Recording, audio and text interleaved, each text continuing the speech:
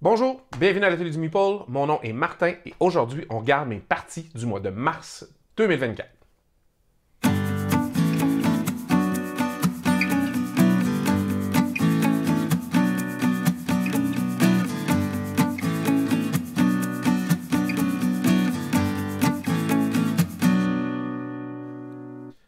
Alors, au mois de mars 2024, j'ai joué à 42 jeux différents. Ben, pas différents, 42 jeux en tout, 42 parties.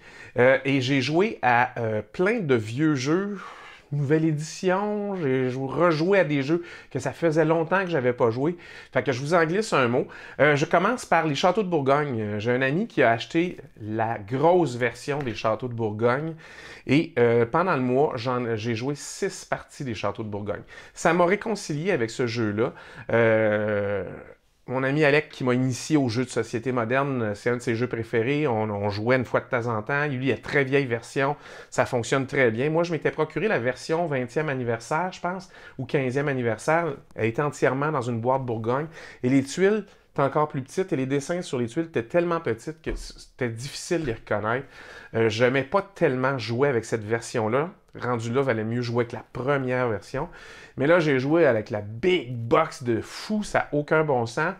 Et c'est un excellent jeu quand on arrive à bien lire les tuiles. Ça m'a réconcilié, moi, avec le jeu.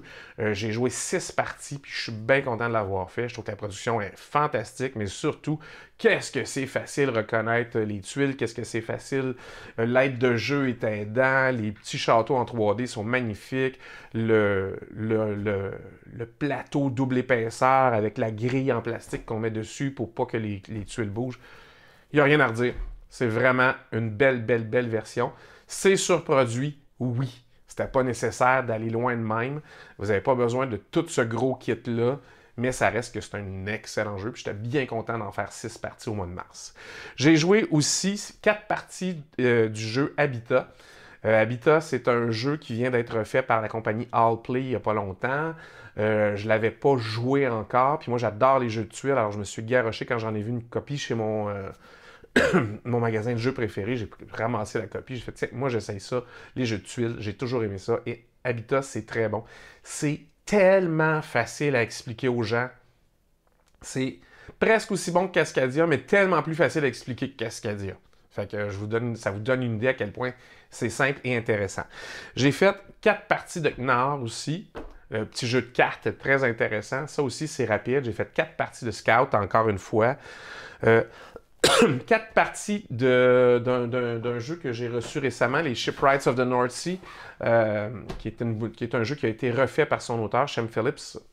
Fait que c'est quelque chose là, que j'ai chez Garfield Games. Moi, j'aime beaucoup leurs jeux. J'en ai énormément. C'est presque la compagnie où j'ai le plus de jeux. Et franchement, c'est une belle nouvelle version qu'ils nous ont fait. Et pour un jeu qui va peut-être être autour de 65$ en vente dans un commerce là, ordinaire, là, fait que je pense que ça va avoir bien de l'allure.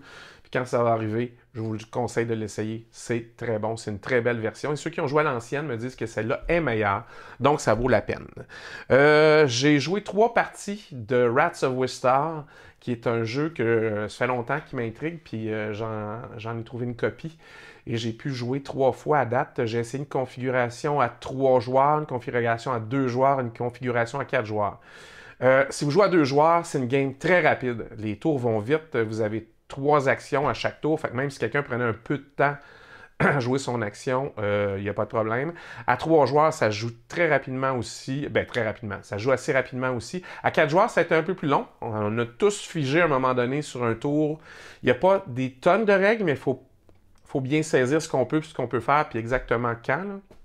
Mais je pense que c'est un excellent jeu.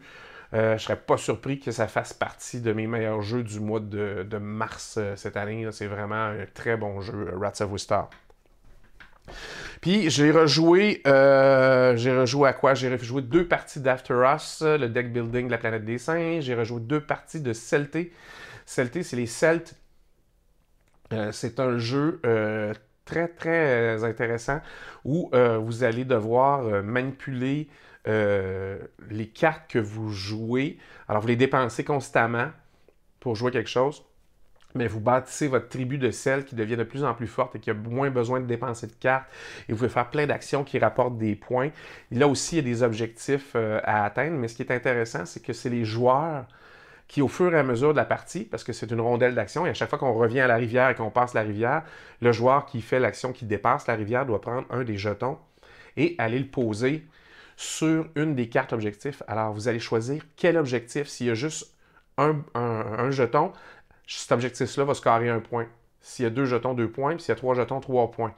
Fait que ça peut être très intéressant d'aller en ajouter vous-même là où vous voulez que ça score, surtout si vous savez que vos adversaires, eux, n'y arriveront pas. Alors, excellente façon de procéder. J'ai beaucoup apprécié ce jeu-là.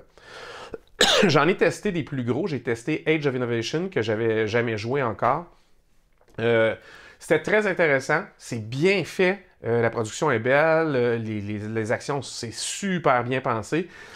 J'ai pas beaucoup de public pour ce genre de jeu-là. J'ai ma gang du mardi qui joue aisément à des jeux compliqués comme ça et même plus. Est-ce que ça va me tenter de rejouer? Je suis pas certain. Je suis pas certain que c'est exactement mon type de jeu. Je suis pas certain que c'est ce genre de jeu-là que je recherche pour jouer à toutes les semaines, mais j'ai quand même trouvé ça intéressant et bien fait. J'ai rejoué à Ark Nova, j'ai ressorti Endless Winter ici, que j'aime bien. J'ai testé Faraway. J'ai testé Faraway pour une première fois au mois de mars et j'ai bien aimé ça. Tant qu'à sortir un petit jeu rapide où on cherche à drafter des cartes et à faire des combos de points, Faraway, c'est une bonne... c'est une bonne petite game. Là. Ça dure 20 minutes, c'est fait, mais c'est bien, bien le fun aussi. J'ai rejoué à Ginkgo Police, j'ai rejoué à Glenmore 2, j'ai rejoué à Iki aussi, puis j'ai rejoué à The White Castle. Que voulez-vous, ces jeux-là, je les adore, j'aime ça. J'étais content de ressortir plein de vieux jeux. Là. Je pense à Iki, à Ginkgo Police, Endless Winter, les Shipwrights of the North Sea. Je suis bien content de rejouer à des vieux jeux. On a souvent le culte de la nouveauté dans le jeu de société. C'est pas toujours une bonne chose. Alors, ça fait le tour pour mes parties du mois de mars 2024. J'espère que vous avez apprécié. Laissez-moi savoir, vous, qu'est-ce que vous avez joué au mois de mars et c'était quoi votre découverte du mois. Toujours intéressant de savoir ce bout-là, moi. Alors, on se revoit la prochaine fois. En attendant, amusez-vous.